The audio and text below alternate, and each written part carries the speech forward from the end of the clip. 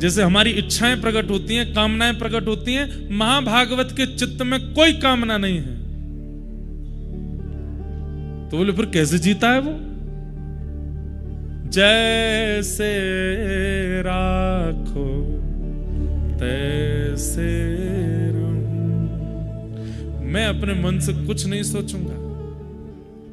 मारा गिरधर लाल थारो नचायो नाचू रे, मारा गिरधर लाल थारो नचायो नाचू।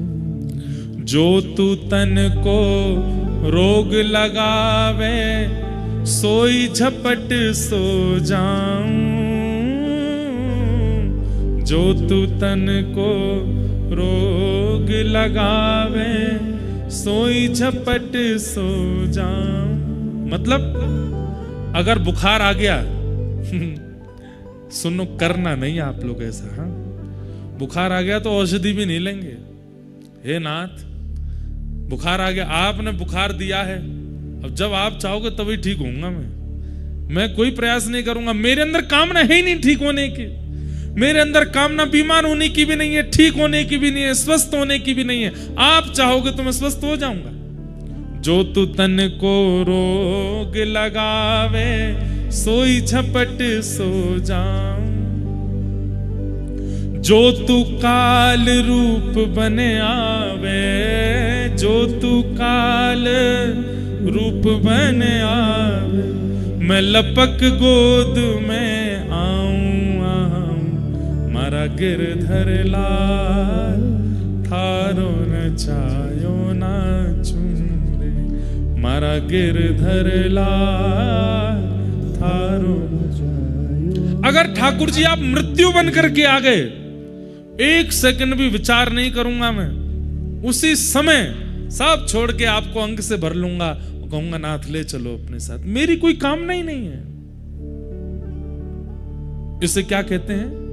महाभागवत। सुनना सुन ही लीजिए, बनना बहुत कठिन है। उद्धव जी यही है। मतलब पूरा दिन निकल गया, कुछ नहीं पाया उद्धव जी ने। संध्या होते होते ठाकुर जी, और उद्धव ठीक हो? हाँ। कुछ खाया सुबह से? नहीं। तो क्यों? आपने खिलाया ही नहीं। तो भगवान को याद आती है, अरे ये तो महाभागवत है, खाएगा ही नहीं जब तक मैं नहीं खिलाऊं। आओ बैठो इधर। फिर ठाकुर जी उसको पवाते हैं, खा लेता है। मतलब देंगे ठाकुर जी तो स्वीकार है, नहीं देंगे तो कामना नहीं है उसकी। न कर्म न काम कर्म बीजानाम, कोई इच्छा नहीं है। न काम कर्म बीजानाम यस्य चेतस संभव। जो आप चाहोगे वो होगा। और वासुदेवैक निलय सवै भागवतोत्तम। अपने तन को क्या मानते हैं? वासुदेवैक निलय, मतलब भगवान का निलय। निलय का मतलब क्या होता है? घर। अपने शरीर को अपना नहीं मानते, अपने शरीर को भगवान का घर मानते हैं। ये ठाकुर जी का घर है। सुबह सुबह उठेंगे भी तो इसी भाव से उठेंगे, ओहो मंगला हो रही, आंख खुल गई, कपाट खुल गए। भीतर कौन है? ठाकुर जी हैं। उनकी शुद्धता पवित्रता, उनकी सेवा मुझको करनी है, तो हाथों से वही क्रिया कर रहे हैं जिससे भीतर के ठाकुर जी की सेवा हो। चरणों से वही क्रिया कर रहे हैं जिससे भीतर के ठाकुर जी की सेवा हो। नेत्रों से वही देख रहे हैं जिससे भीतर के ठाकुर जी को सुख मिले। मुख से वही ग्रहण कर रहे हैं जिससे भीतर के ठाकुर जी को सुख मिले। और कुछ भी ऐसी क्रिया नहीं जिसमें अपने सुख का विचार। मतलब अब बद्री विशाल भगवान है, आपको अगर निज सेवा मिल जाए तो आप तो सुख, ठाकुर जी को सुख मिले उसके लिए क्या कर दूं? घी का दिया जलाओ, ठाकुर जी को सोने का छत्र चढ़ाओ, ठाकुर जी को ऐसी पोशाक लगाओ, ठाकुर जी को ऐसा भोग लगाओ। उनके सुख का विचार करके आप सारी सेवा करोगे। ऐसे ही अपने चित्त में ठाकुर जी का भाव रख के, अपने चित्त में ठाकुर जी का विचार करके कि ये ठाकुर जी का घर है, इसमें ठाकुर जी विराजमान है। एक बहुत साल पहले एक पद बनाया था, बहुत कम गाया कथाओं में। तन तो मंदिर है, मन है वृंदावन। तन तो मंदिर है, मन है वृंदावन। ये तन क्या है? बोले तन तो मंदिर है, और इस तन में जो मन है वो मन वृंदावन है। तन तो मंदिर है, मन है वृंदावन। मन के वृंदावन में बसे हैं श्री राधा रमन।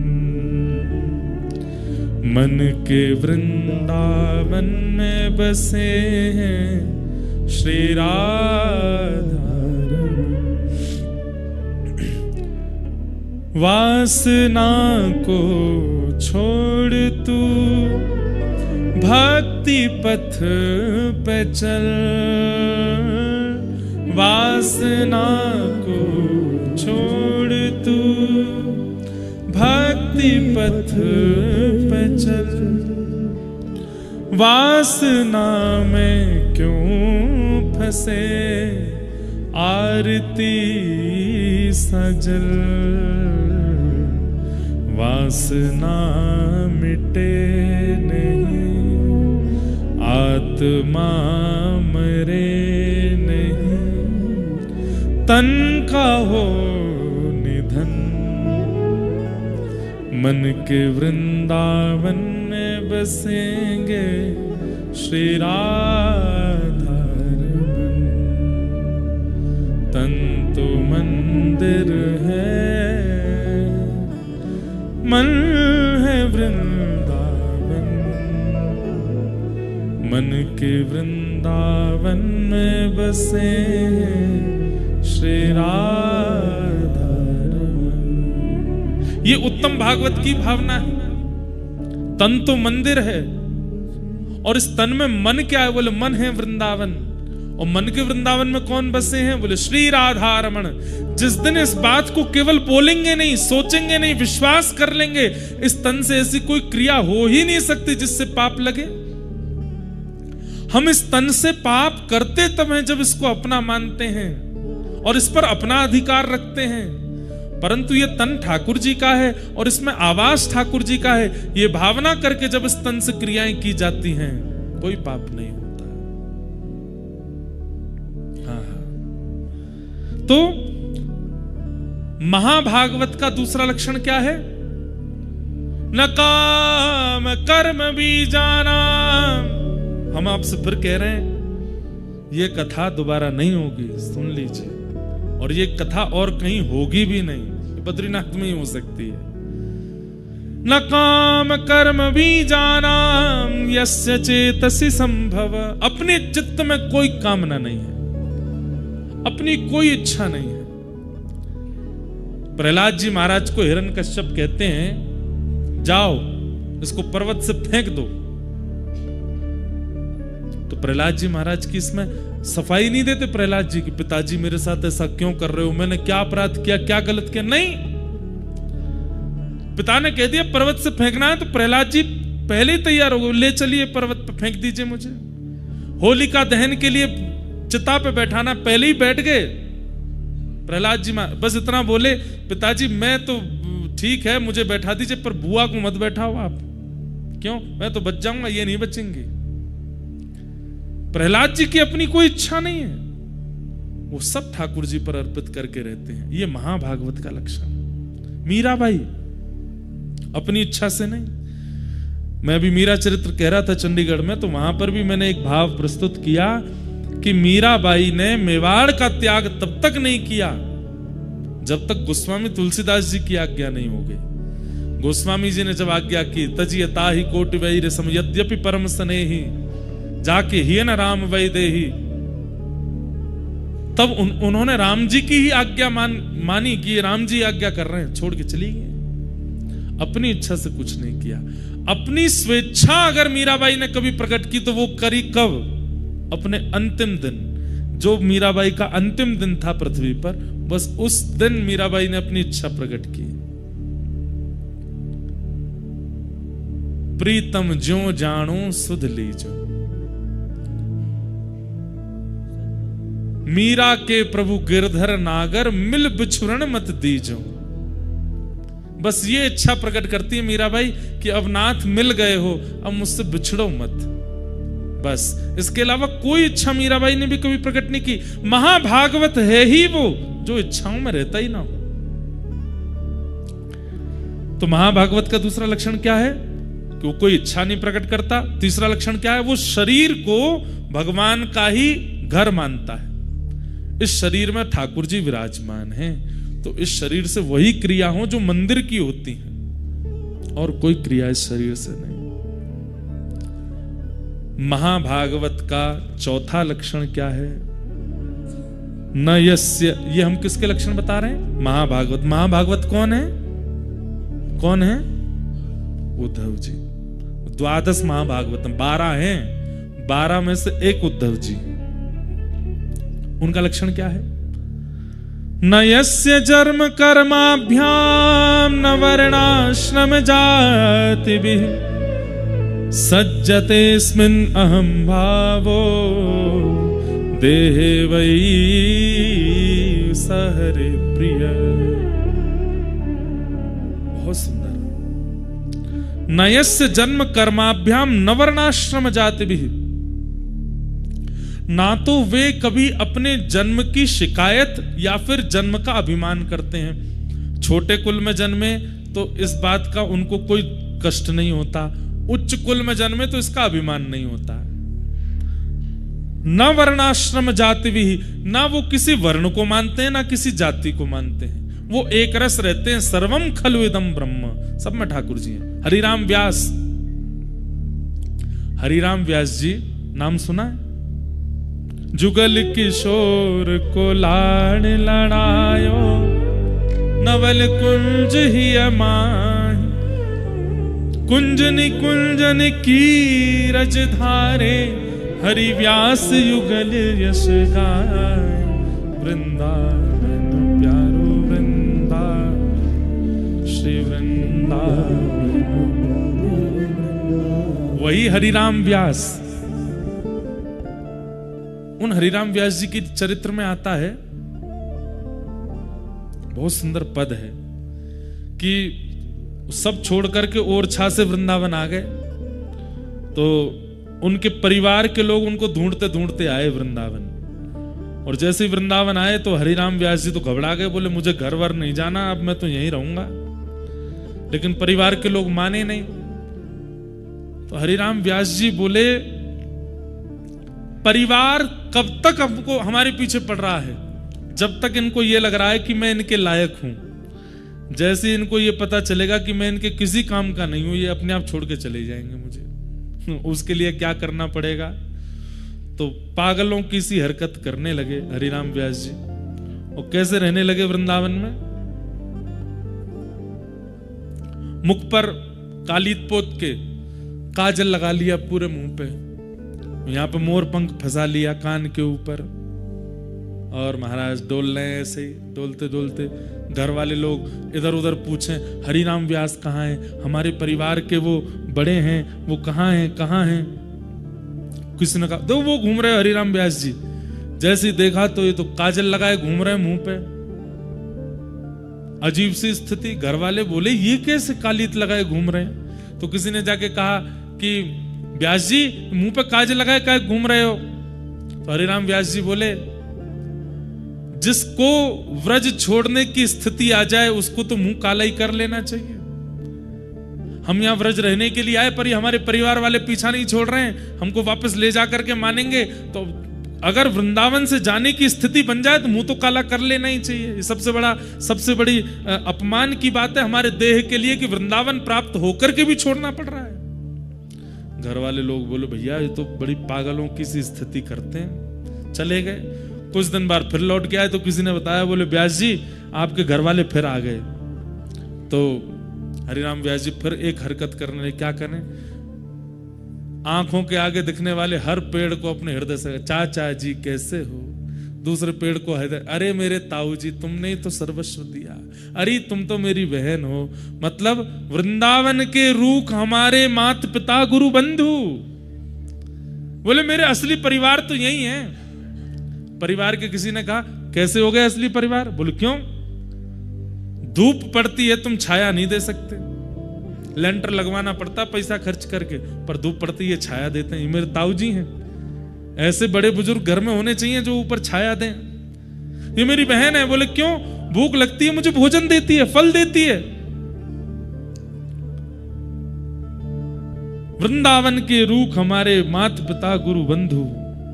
इस प्रकार पूरे वृंदावन में घूमने लगे। अब तो महाराज घर वाले लोगों को लगा, बोले ये तो पूर्ण रूपेण पागल हो गए, थोड़े बहुत भी नहीं, हमारे किसी काम के नहीं है।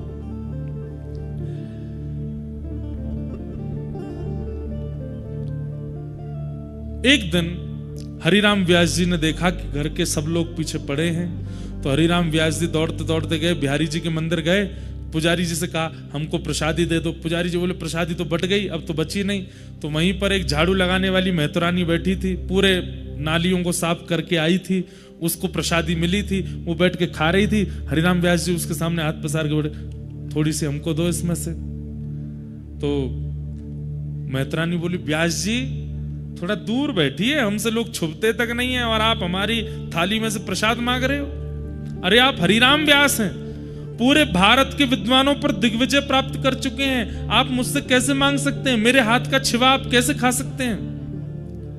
हरिराम व्यास जी बोले देख मैं व्यास तू महतरानी, लेकिन चाहे तेरे हाथ में जाए चाहे मेरे हाथ में जाए, प्रसाद अपनी जाति नहीं बदलता। प्रसाद प्रसाद ही रहता है। प्रसाद बिहारी जी का ही रहेगा, प्रसाद पकौड़ी ही रहेगा, प्रसाद कढ़ी ही रहेगा। तो मैं और तू ठाकुर जी के प्रसाद को लेके जाति में क्यों विभाजित हो जाते? चल जल्दी दे दे। ये बात सुन के मैत्रानी ने अपने हाथ की प्रसादी दे दी, और जैसी प्रसादी खाई महाराज, व्यास मिठाई विप्र की तामे लागे आग, वृंदावन की स्वपच की झूठन खाइए माग। बोले भैया कोई बड़ा विप्र अगर आपको मिठाई खवा रहे हो तो वहां में आग लगाए दो, लेकिन वृंदावन का एक स्वपच व्यक्ति भी अगर अपनी झूठन दे रहा हो तो उसको खाने में भी कोई लज्जा मत करो। आहा, एक पद और है मुझे मिल नहीं रहा है। वृंदावन के हरिराम व्यास जी कहते हैं कि बड़ी बड़ी पोथियां, हुआ क्या कि जैसे ही महतरानी के हाथ से पकौड़ी खाई इन्होंने, तो घर परिवार के लोग बोले काजल लगा के घूम रहे थे तब हमको इतना कष्ट नहीं हुआ, ये वृक्षों से गले मिलते घूम रहे थे तब हमको इतना। पर ये बताओ झाड़ू लगाए हाथ में बैठी है, नाली साफ करके आई है, उसके हाथ से जो है पकौड़ी खा गए। घर वाले लोगों ने कहा अब व्यास जी से हमारा कोई संबंध नहीं, भैया ये पागल हो चुके हैं, हमारे लायक नहीं। तो हरिराम व्यास जी बोले बताओ, बड़े बड़े वेद मंत्र घर नहीं छुड़वा पाए, बड़े बड़े उपनिषद घर नहीं छुड़वा पाए, एक महतरानी की पकौड़ी ने छुड़वा दी, एक महतरानी के हाथ की पकौड़ी ने घर छुड़वा दिया। ऐसे हरिराम व्यास। तो ये महाभागवतों के लक्षण है। कैसे भैया देखो, एक बात बोलूं, मैं व्यास मंच से बोल रहा हूं, कई बार अगर मेरे पास वाला भी इस ऐसी हरकत करेगा ना तो हो सकता है मेरी भी दोष दृष्टि हो जाए, भाई ऐसे कैसे खा रहा है। परंतु ये नहीं है, हम अभी महाभागवत हुए नहीं है इसलिए हमारे अंदर दोष आता है। महाभागवतों में दोष नहीं होता। जगन्नाथपुरी में नियम है, अगर मैं महाप्रसाद पा रहा हूं और आपको कहीं पत्तल नहीं मिली है तो आप आकर के मेरी पत्तल में खा सकते हैं, मैं आपको उठा नहीं सकता। ना आपसे मेरी जान है, ना पहचान है, ना आपकी जाति पता, ना नाम पता। अगर आप मेरी पत्तल के सामने आके बैठ गए और मेरे ही महाप्रसाद में से लेकर के खाने लगे तो महाप्रसाद का नियम कहता है कि आप उससे नाम भी नहीं पूछेंगे उसका और उसको खाने देंगे। स्कंद पुराण में श्री वेदव्यास जी महाराज कहते हैं केवल मानव नहीं, आप प्रसाद पा रहे हैं महाप्रसाद, और उतने में कोई कुकर सूकर या फिर बिल्ली आ गई और उसने आकर के अपनी जीभ से आपके महाप्रसाद को चाटना शुरू कर दिया, आप उसको भी नहीं भगा सकते। ये महाप्रसाद की महिमा है। इसलिए श्री जगन्नाथपुरी में ये स्थिति लागू है आज भी। हम तो वहां कभी एक पत्तल में अकेले बैठ के पाते नहीं, हम तो सब अपने ब्राह्मण देवता सब लोग बैठते हैं, आसपास बैठ जाएंगे। कभी इसके में से दाल उठा के पा ली, इसके में से चावल पा लिए, कुछ ज्यादा पड़ जाता है, पेट भर गया, खब नहीं रहा, तो एक को बैठा, भाई तुम बैठो, तुम पाओ।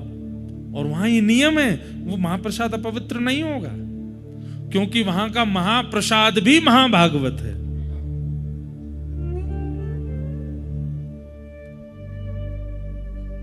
भाई मानव हो तो जातियों में रहना पड़ेगा, लेकिन महाभागवत हो गए हो तो अपने आप सब निकल जाएगा चित्त से। पर बिना महाभागवत हुए भी अगर जाति आदियों के ये सब नियम नहीं मान्य तो फिर उसमें भी दोष लगेगा। चित्त में महाभागवत स्थिति होनी चाहिए। न यस्य जन्म कर्माभ्याम न वर्णाश्रम जात भी सज्जतेस्मिन् अहम भावो देहे वही सहरि प्रिय।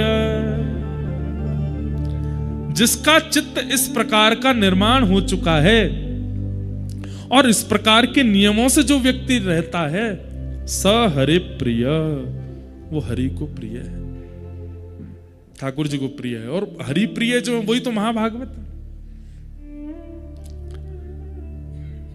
महाभागवत का छठवां लक्षण क्या है? न यस्य स्वपर इति वित्ते स्वात्मनि वाभिदा सर्वभूत समशांत स वै भागवतोत्तम। न यस्य स्व पर इति,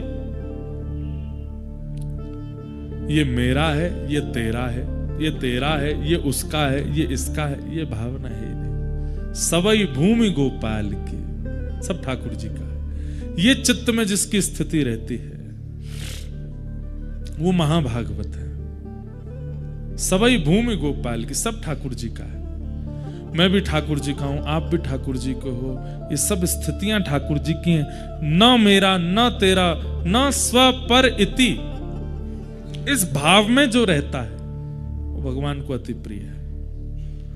हां, कई लोग ऐसा होता है कि इस भाव को चित्त में धारण करके फिर लड़ने और पहुंच जाते हैं। सब भगवान का है, तुम कैसे अधिकार जमा सकते हो? सारी भूमि भगवान की है, पर्वत भगवान के हैं, नदियां भगवान की हैं, कथा भगवान की है, तुम कैसे अधिकार?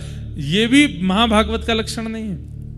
मैंने कहा ना, वो अपनी प्रकट स्थिति में उस भाव को प्रकट नहीं करेगा, पर चित्त से ऐसा ही है जो मैंने बताया।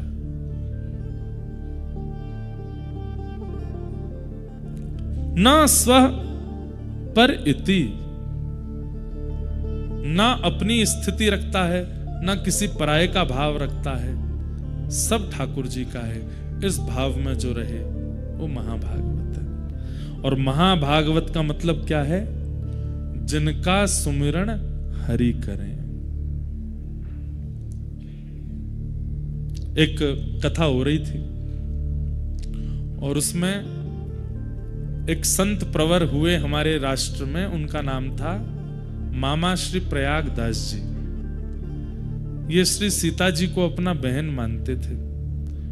इनकी कोई बहन नहीं थी। बाल्यकाल में इनका एक मित्र एक दिन कहीं जा रहा था। इन्होंने मित्र से पूछा, कहाँ जा रहे हो? बोले, मैं अपनी बहन के पास जा रहा हूँ। बोले, बहन क्या होती है? बोले कि मैं एक ही माता पिता के, एक मैं पुत्र हूं, एक मेरी बहन भी है। अच्छा, तो मेरी बहन कौन है? बोले, अपने माता पिता से पूछो। अपने माता पिता के पास जाकर के रोने लगे, मेरी बहन कौन है, मेरी बहन। अब इनकी बहन तो थी नहीं। तो माता जी ने कह दिया, सिया जी तेरी बहन है। तो मामा प्रयागदास जी बोले, सिया जी कहाँ है? बोले, उनकी शादी हो गई। तो कहाँ रहती हैं? बोले, अयोध्या जी में रहती हैं। अच्छा, मेरे जीजा जी कौन है? बोले, जीजा जी तुम्हारे राम जी। इतना अखंड विश्वास कर लिया इस बात पर, अब तो मां के पीछे पड़ गए, मैं बहन के घर जाऊंगा। तो बोले, चला जा अयोध्या। बोले, बहन के घर खाली हाथ नहीं जाते, खीर बना के दो। मैया से खीर बनवा के ले गए और अयोध्या में जाकर के सबसे ये नहीं पूछे सिया जी कहाँ हैं, बोले मेरी बहन कहाँ है। अब सब लोग बोले तुम्हारी बहन, हमको क्या पता कहाँ है, कोई नाम पता है? वो नाम पता तो नहीं, बस बहन का नाम, जीजा जी का नाम पता। बोले क्या नाम है? बोले बहन है सीता जी, जीजा जी है राम जी। संत जनों के नेत्र सजल हो जाते, वाह अच्छा तुम्हारी बहन है? बोले हाँ, मेरी माँ ने कहा उनका ब्याह हो गया, मेरे को याद ही नहीं वो कैसी दिखती हैं, मैं देखने आया हूं उनको।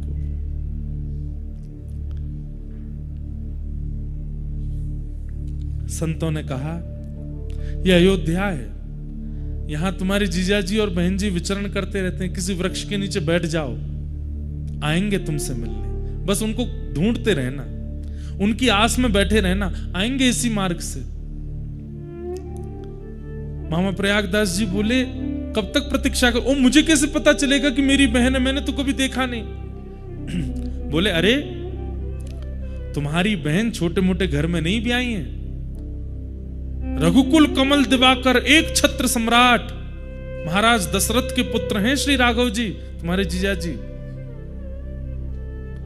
जब वे निकलती हैं तो आगे सैनिक, पीछे सैनिक, इधर सखियां उधर सखियां, और मध्य में एक श्वेत हाथी, उस श्वेत हाथी के ऊपर स्वर्ण का एक सिंहासन, उस स्वर्ण सिंहासन पर अनंत मणियां जड़ी होंगी, ऊपर चमर लगा होगा, ऊपर सुंदर छत्र लगा होगा, उस पर आगे जीजा जी बैठे होंगे, पीछे घूंघट करके तुम्हारी बहन बैठी होंगी, और उनका रूप लावण्य ऐसा होगा कि देख करके मन होगा कि मोतियों से, चंद्रमा से इनकी नजर उतार दूं, समझ जाना तुम्हारी बहन है। मामा प्रयागदास जी बैठ गए, प्रतीक्षा कर रहे हैं कहीं से श्वेत हाथी आएगा। करते करते एक दिन व्यतीत हो गया, नहीं आई सिया जी, तो प्रयागदास जी रोने लगे। कैसी बहन हो आप? दुनिया के भाई जब अपनी बहन के यहाँ जाते हैं तो बहन पलकें बिछा करके भैया का स्वागत करती है, और मैं यहाँ पूरी दिन निकल गया और मेरी बहन पूछने तक नहीं आई कि भैया तुम भूखे हो। माँ ने खीर बना के भेजी, खीर भी ठंडी हो गई। कैसी बहन हो आप? करके जैसे ही रोने लगे, इतने में देखा नगाड़े बजने लगे, बड़ी बड़ी बाजे बजने लगे, सैनिक सब ढोल नगाड़े बजाते हुए आ रहे हैं, सावधान कर रहे हैं सबको। इतने में ही असंख्य हाथी और सुंदर सुंदर हाथियों पर चमड़ उड़ाए जा रहे हैं, 2 हाथी आगे 2 हाथी पीछे, और बीच में एक श्वेत हाथी, और उस श्वेत हाथी के ऊपर सुंदर स्वर्ण का सिंहासन, और आगे रघुकुल कमल दिवाकर श्री राघव जी मंद मंद नेत्रों से इधर उधर देखते हुए, और पीछे घूंघट करे श्री सिया जी बैठी। अब तो मामा प्रयागदास जी चिल्लाने लगे, बहन जी रुक जाओ, जीजा जी ने रुक जाओ, अरे मैं आपका साला आया हूं। राम जी ने तुरंत महावत से कहा रोको, अभी की सत्य घटना। हाथी को नीचे बैठाओ। नीचे बैठा है, सिया जी उतर करके आई, और उतर करके आकर के देखा, नेत्र सजल हो गए सिया जी के, लिपट गए मामा प्रयागदास जी। बहन जी आपने मेरी सुध नहीं ली, मैंने पहली बार देखा आपको, माँ ने बताया आप बहुत सुंदर हैं, और देखिए ना आप सुंदर ही हो। सिया जी ने खीर पाई, खूब सुंदर लड्डू पवाए, और उसके बाद जब जब उनकी इच्छा होती तब तब सीता जी ने कह दिया जब इच्छा करोगे बस याद कर लेना, हम दोनों आ जाएंगे। जब जब उन्होंने इच्छा प्रकट की तब तब आकर के राम जी ने उनको दर्शन दिया। तो एक बार की बात, कथा सुन रहे थे, तो कथा में व्यास जी ने वन गमन का प्रसंग सुना दिया। उन्होंने वो पहली बार ही सुना था। और वन गमन में उन्होंने जब बताया कि कैकेयी महारानी ने जाकर के दशरथ जी से 2 वरदान मांगे, और एक वरदान में कहा कि भरत को राज्य गद्दी, दूसरे में कहा राम को वनवास। ये सुनते ही प्रयागदास जी रोने लगे, नहीं मेरे जीजा जी वन में नहीं जाएंगे। लेकिन व्यास जी तो सुनाते जाए, चुपचाप बेचारे सुनते गए। और जैसे ही प्रसंग आया कि सीता जी के पास गए और सिया जी से जाके कहा कि तुम यहीं रह करके पूरे कुल की रक्षा करना, सेवा करना, और सीता जी कहने लगी नहीं नहीं मैं तो आपके संग चलूंगी। सीता जी कहने लगी मैं आपके संग चलूंगी। तो प्रयागदास जी तो इतने फूट फूट के रोए, और जैसे ही सुना कि रथ में आरूढ़ होकर के राम जी और सिया जी अयोध्या छोड़ के वन चले गए, मूर्छित हो गए वहीं पे। हाँ नाथ, हाँ नाथ, हाँ नाथ, हाँ नाथ कहते कहते रोने लगे।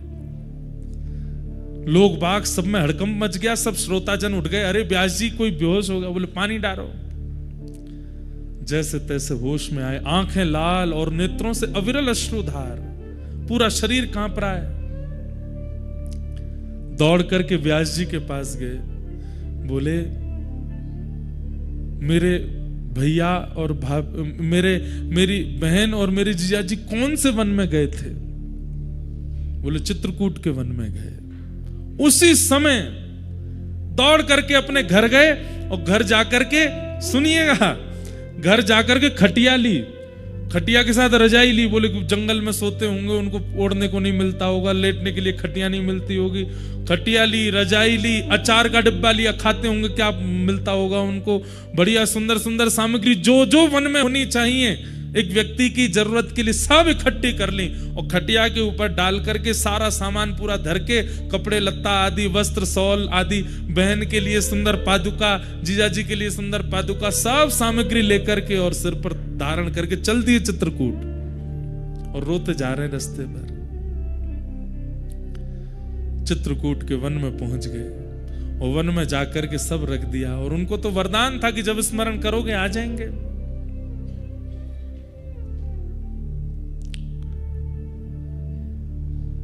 स्मरण किया, कहां है बहन जी, कहां हो? हे सीता बहिना कहां हो? हे राघव जीजा जी कहां हो? हे हमारे पहुना आप कहां हो? ऐसे चीख चीख के पुकारने लगे। इतने में ही सीता जी बोली, अरे देखो प्रयागदास जी ने कहीं से हमारा वनवास सुन लिया है, अभी जाके वन में ढूंढ रहे हैं। सीता जी इतने में प्रकट हो गई, राम जी प्रकट हो गए, तुरंत चरणों में लिपट गए। बोले कि अरे आप तो कृपा करो, आप वन में क्या कर रहे हैं, आप वन में क्यों घूम रहे हैं? सिया जी बोली, नहीं नहीं नहीं, वो 14 वर्ष का वनवास हुआ था, पर 14 मिनट ही हम लोग वन में रहे, उसके बाद दशरथ जी हमको वापस ले आए और फिर जनक जी भी ले आए और सब ला करके हमको राजमहल में बिठा दिया। अब वनवास नहीं है, वो तो हो गया पूरा। 14 मिनट के लिए गए थे भैया, कर करा के आ गए वापस, आप चिंता मत करो बिल्कुल भी। प्रयागदास जी बोले, मैं तो आपके लिए खटिया लेके आया, रजाई लेके आया, सब सामान लेकर के आया कि आप कहीं वन में होंगे, आपको कष्ट नहीं हो।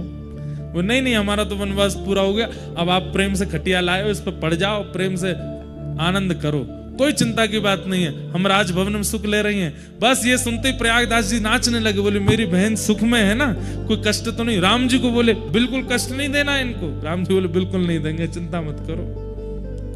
महाराज एक पेड़ के नीचे खटिया बिछा ली। उसी दिन जब ये सुन लिया कि सिया जी सुखी हैं, उस दिन के बाद अपनी अंतिम श्वास तक प्रयागदास जी ने भजन ही नहीं किया, पड़े रहते बस। कोई आगे कहता भजन कर लो, बोले क्या करना, हमारी बहन सुखी है, अब क्यों भजन करना? बहन को कष्ट होता, किसी प्रकार की कोई पीड़ा होती तो उसके लिए भजन करते। हमारी बहन तो आके बता के गई बहुत प्रसन्न है, वो तो कनक भवन में विराजती हैं, आनंद से रहती हैं। पेड़ के नीचे खाट बिछी है, खाट के नीचे सरवा, प्रयागदास अलमस्ता सोवे, राम लला को सरवा। हम तो अलमस्ता आनंद ले रहे हैं, यहाँ पे सुख ले रहे हैं, हमको कुछ करने की आवश्यकता नहीं। ये महाभागवत है। हम यहाँ आपको कितना व्रज से ठाकुर जी छोड़ के चले गए, कितनी कथा सुना देते, कुछ होता है? कुछ नहीं होता। यशोदा मैया व्याकुल हो गई, लाला मत जावे, हमें छोड़ के मत जावे। हम लोग सुन के रो जाएंगे, इससे ज्यादा कुछ नहीं होगा। पर प्रयागदास जी तो व्याकुल हो गए। ये स्थिति किसकी हो सकती है? ये महाभागवत की हो सकती है। और महाभागवत कौन? जो हरि को स्मरण करे, नहीं, जिसका सुमिरन हरि करे, वो महाभागवत। और उनकी स्थिति क्या बताई गई यहां पर? नयस्य स्व पर इति, जो अपने पराये का भेद नहीं रखता, सब ठाकुर जी का है, सब स्थिति ठाकुर जी की है, सब भाव ठाकुर जी के हैं, सब कथा ठाकुर जी की है। ऐसे महाभागवत हैं कौन? श्री उद्धव जी महाराज। वो उद्धव यहां पर विराजमान है। महाभागवतों के लक्षण, ऐसे महाभागवत हैं श्री उद्धव जी। तो ऐसे उद्धव जी को भगवान ने बद्रिकाश्रम भेजा है। अब यदुवंशियों को शाप लग चुका है। यहां से कथा सुनिए। हम थोड़ा सा उद्धव कृष्ण संवाद में प्रवेश करके फिर आज के प्रसंग को विराम देंगे। यदुवंशियों को शाप लग चुका है और आपको जानकर के आश्चर्य होगा कि यदुवंशियों को शाप किस दिन लगा? जन्माष्टमी के दिन। ठाकुर जी का जन्मदिन था उस दिन, और पूरे देवी देवता सब भगवान को प्रणाम करने के लिए आए थे। भगवान को प्रणाम करते हुए सब देवताओं ने भगवान को वंदन किया। नतास्मते नाथ पदारविंदम बुद्धिन्द्रिय प्राण मनोवचो भी यद्यत्यतेऽन्तर्हृदि भावयुक्ते मुमुक्षुभिः कर्मयोरुपपाशा।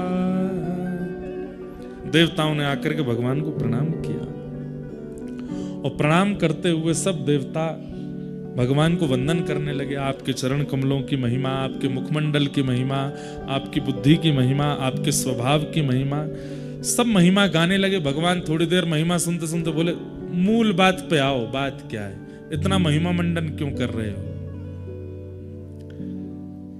सब देवताओं ने कहा, भगवान भूमेर भारावताराय पुरो विज्ञापितः प्रभो। हे नाथ, आप जिस कारण से अवतार धारण किए थे वो काम आपका पूरा हो गया। भगवान के अवतार के कारण क्या है? पहला कारण धर्म संस्थापनार्थाय, धर्म की स्थापना। दूसरा कारण क्या है? वैष्णव संत और भक्तों को दर्शन, वो भी पूर्ण हो गया। तीसरा कारण क्या है? राक्षस दुष्ट और दैत्यों का वध। ये भगवान का कारण है आगमन का। देवताओं ने जाकर के कहा कि नाथ, आपका अब कारण पूरा हो चुका है, अब आप वापस वैकुंठ चलो, अपनी लीला पूरी कर दीजिए। और आज तो यदुवंशियों को शाप भी लग गया है, अब नाथ आपको वापस चलना चाहिए। देवताओं की बात सुनकर के भगवान थोड़े गंभीर हो गए और गंभीर होकर के बोले, मैं अगर चला गया तो मेरे भक्त कहां जाएंगे? मैं अगर चला गया तो मेरे आश्रय में जीने वाले ये सब लोगों का कल्याण कैसे होगा? मैं अगर चला गया तो इस पृथ्वी की रक्षा कौन करेगा? धर्म की स्थापना जो मैंने करी है वो कैसे पूर्ण होगी? तब देवता जन भगवान से कह रहे हैं कि हे नाथ, आपने जितने भी लीलाएं की हैं उन लीलाओं का श्रवण, कथन, पठन और विचार अब यही मानवों का कल्याण करेगा। आपकी उपस्थिति आवश्यक नहीं है अब मानव कल्याण के लिए। आपकी लीला का अनुसरण और आपकी लीला का चिंतन, कथा का श्रवण, उसी से ही मानव का कल्याण हो जाएगा। कृपा करके अब तो आप चलिए। तब भगवान ने मन में विचार किया और यहां पर स्पष्ट ब्रह्मा जी कहते हैं कि भगवान कितने वर्ष के हो गए? आज जन्माष्टमी है तो यहां लिखा है सारस्वतम व्यतीयाय पंचविंशाधिकम प्रभो। बोले कितने वर्ष के हो गए आज ठाकुर जी? बोले 125 वर्ष के हुए। उद्धव कृष्ण संवाद जन्माष्टमी को ही प्रारंभ हुआ है और 125 वर्ष की आयु में ठाकुर जी ने उद्धव को यह ज्ञान उपदेश दिया है। महाभारत का युद्ध बताते हैं उस समय ठाकुर जी 80 या 90 के मध्य में थे। लेकिन भगवान की आयु सुनकर के आप किसी भी रूप में भगवान की वृद्धावस्था का अनुभव मत कीजिएगा। ठाकुर जी वृद्ध नहीं है, ठाकुर जी 125 वर्ष के हैं। भगवान का पुत्र प्रद्युम्न 80 वर्ष का है। भगवान का परपुत्र 50 वर्ष का है, लेकिन जब एक साथ भगवान, पुत्र और परपुत्र तीनों खड़े हो जाते हैं तो भगवान लगते हैं बालक। 16 वर्ष के बालक कैसे? भगवान की अवस्था 16 वर्ष की रहती है। रेशे नहीं आते ठाकुर जी को, हमारी तो दाढ़ी मूछ भी आ जाती है। ठाकुर जी को वो जो प्रारंभिक रोए होते हैं ना, जो 13-14 वर्ष के बालकों के आ जाते हैं, वह भी प्रकट नहीं होते ठाकुर जी के। तो भगवान की आयु 125 वर्ष है, पर शरीर पर कोई भी भाव ऐसा नहीं है कि कमर झुक गई हो, लंगड़ा के चल, कुछ नहीं। 16 वर्ष के लाला की तरह उछल कूद करते घूमते हैं सब जगह। एक बाल भी श्वेत नहीं है ठाकुर जी का। काल का प्रभाव नहीं होता। तो आज भगवान 125 वर्ष के हो गए और उस समय देवताओं ने आकर के भगवान से प्रार्थना की कि नाथ अब चलिए। भगवान बोले ठीक है, हम योजना बना करके आते हैं, तुम सब वैकुंठ में व्यवस्था करो। और उसी समय भगवान ने उद्धव को बुलाया और उद्धव से कहा, उद्धव अब लीला संवरण का समय आया है। मैं समस्त यदुवंशियों को लेकर के जाऊंगा और जाकर के सोमनाथ भगवान का यज्ञ कराऊंगा, वहीं इनको शाप लगेगा और धीरे धीरे फिर ये यदुवंशी आपस में लड़ झगड़ करके मरेंगे। लेकिन तुम यहां रहोगे। तुम्हें मैं कुछ ज्ञान उपदेश करना चाहता हूं, वो तुम बहुत ध्यान से सुनो। उद्धव जी के नेत्रों में आंसू भरे हैं। लीला संवरण की बात क्यों कर रहे हैं ठाकुर जी? और जब सब यदुवंशियों को संग ले जा रहे हैं तो मैं भी तो आपका हूं, मुझे भी ले चलिए। मैं आपके साथ क्यों नहीं जा सकता? ठाकुर जी बोले, तुम उत्तराधिकारी हो। किसके? मेरी भक्ति गादी के उत्तराधिकारी हो। मैंने धर्म का उत्तराधिकारी दुनिया को बना दिया, लेकिन मैंने जो भक्ति प्रेम की व्यवस्था की है उसके उत्तराधिकारी तुम हो उद्धव। इसलिए तुम्हारा रहना आवश्यक है। और तुमने कामना की है व्रजमंडल की प्राप्ति की, इसलिए तुम्हें तप करना पड़ेगा। तो इसलिए अब तुम रहोगे यहां पर। क्या आज्ञा है मेरे लिए? तब भगवान प्रथम आज्ञा देते हैं। ध्यान से सुनो, भगवान कह रहे हैं, तम तु सैव परित्यज्य स्नेहं स्वजन बंधुषु मय्या वेशय मन सम्य समुद्रेग विचरस्वगा। क्या करो? तम तो सर्वम परित्यज्य, अब तुम सब छोड़ दो। और यहां पर सर्वम के बाद एक शब्द कहा है भगवान ने, और वो शब्द का नाम क्या है? स्नेहम। बोले तुम्हारा सब लोगों से जो स्नेह है उस स्नेह का त्याग कर दो। व्यक्ति का त्याग हम लोग कर देते हैं, लेकिन उसके प्रति जो हमारा स्नेह, इच्छा, ममत्व, उसका हम त्याग नहीं कर पाते। और एक और बात सुनिए, अहमता ममता अलग बात होती है। श्रीमद् भागवत जी के प्रारंभ में अहमत्व और ममत्व के त्याग की बात आती है, लेकिन आज ठाकुर जी ने भागवत जी के विश्राम में एक शब्द और कहा है। क्या? स्नेहम परित्यज्य।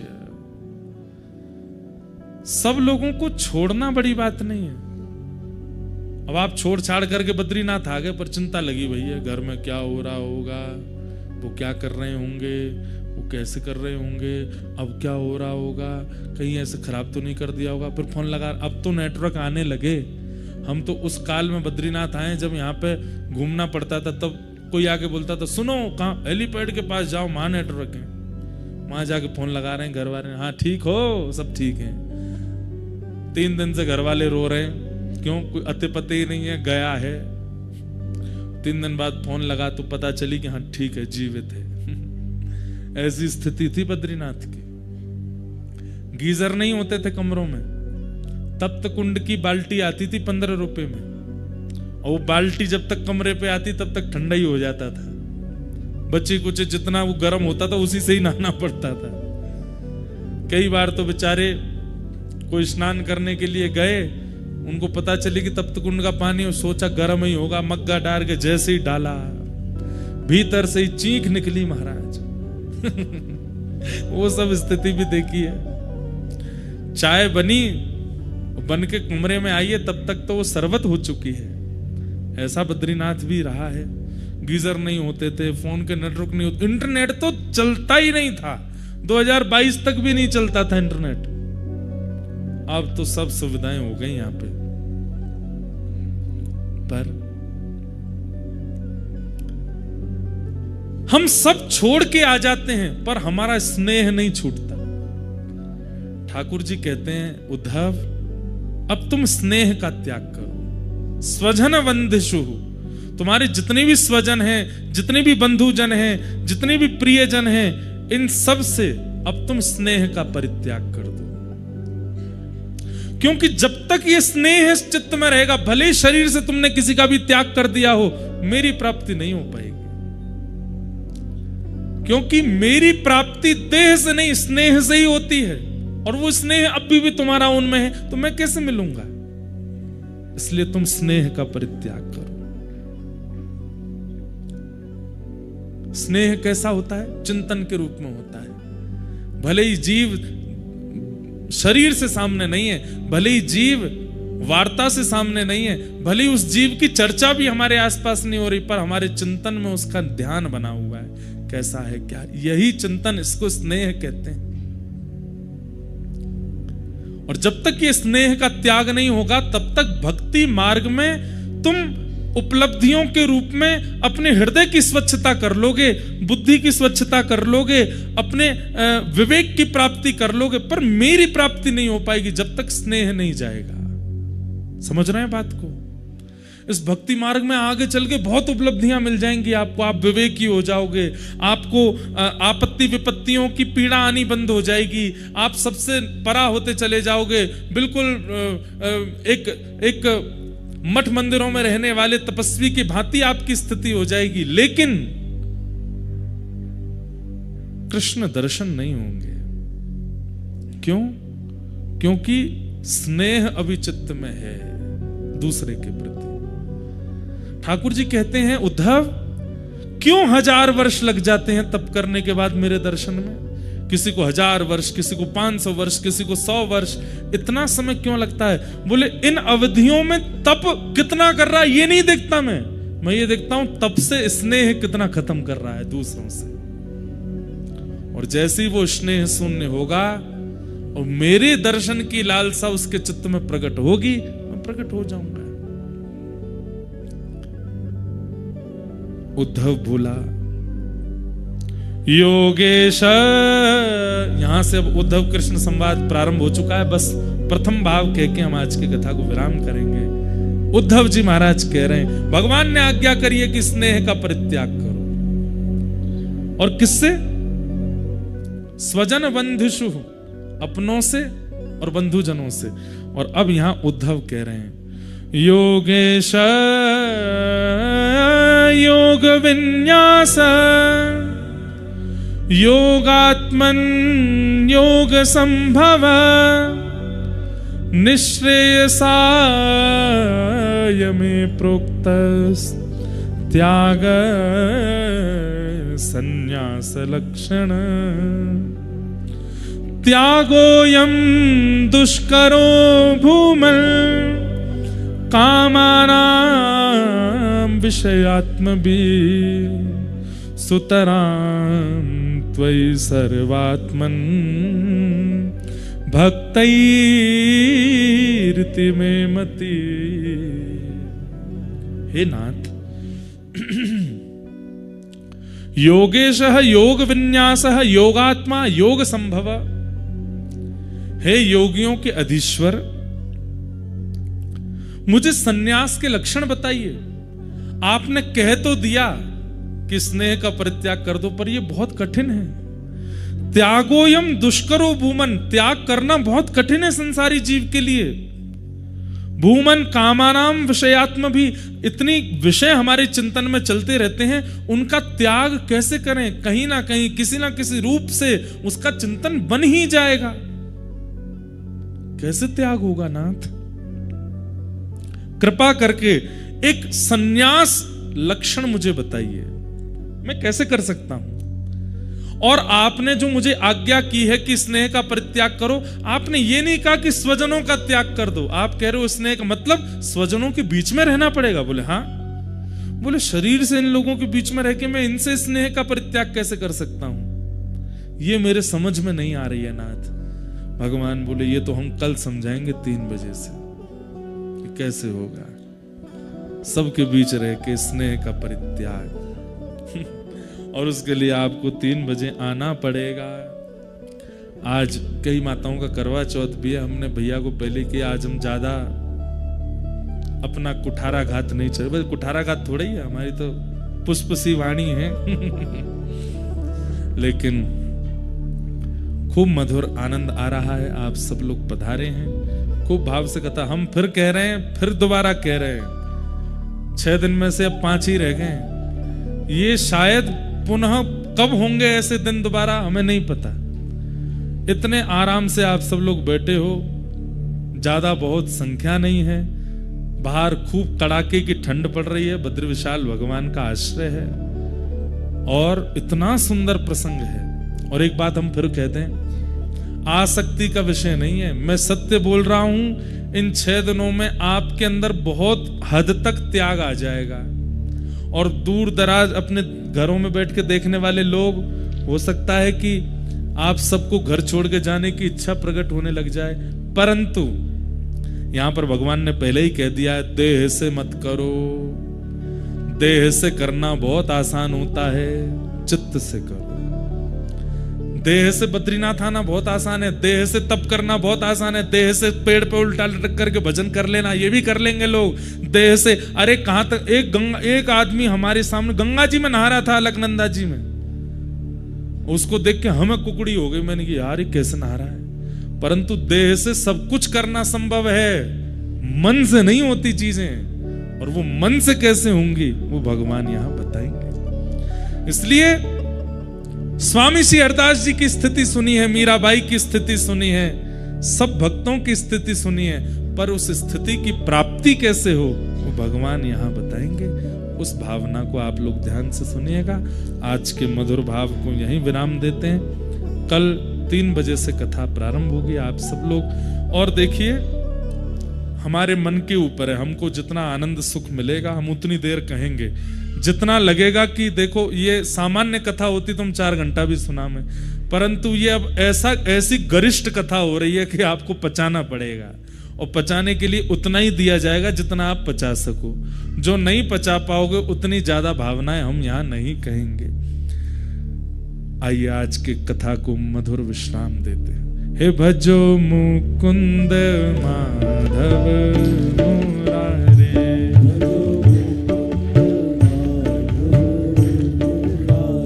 हे भजो मुकुंद माधव मुरारे,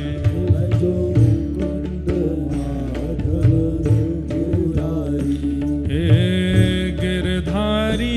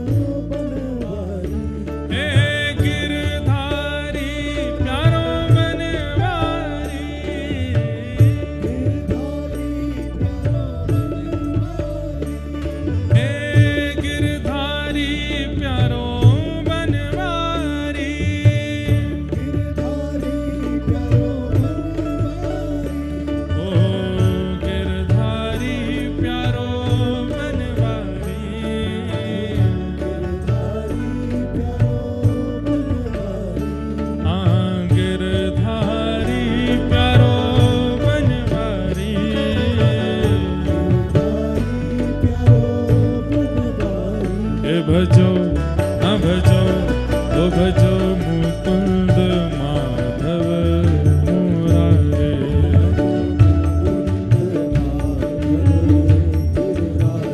हे भजो मुकुंद माधव मुरारे।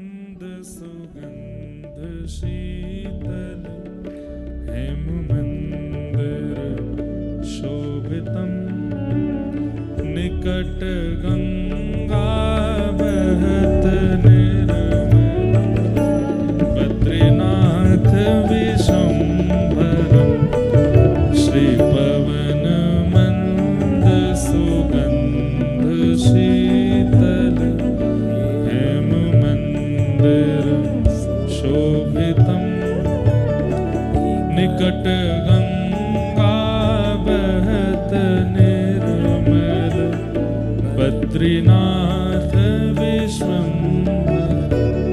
ये आरती है बद्री विशाल भगवान की, करते हो ये बद्री विशाल भगवान की आरती है। नित्य ऐसी आरती को ही गाएंगे। शेष सुमिरन करत निस दिन ध्यान धारत महेश्वरम। शेष सुमिरन करत निस दिन ध्यान धरत महेश्वरम। श्री वेद ब्रह्मा करत स्तुति बद्रीनाथ विश्वंभरम। श्री पवन मंद सुगंध शीतल हेम मंदिर शोभितम निकट गंगा बहत निर्मल बद्रीनाथ विश्वंभर। इंद्र चंद्र कुबेर दिन कर धूप दीप निवेदितम। सिद्ध मुनि जन करत जय जय बद्रीनाथ विश्वंभर। शक्ति गौरी गणेश सारद नारद मुनि उच्चनम। योग ध्यान अपार लीला श्री बद्रीनाथ विश्वंभरम। श्री बद्रीनाथ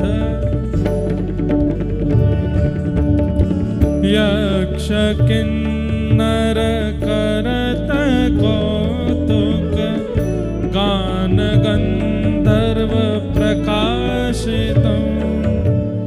श्री भूमि लक्ष्मी चावर डोले बद्रीनाथ विश्वंभरम।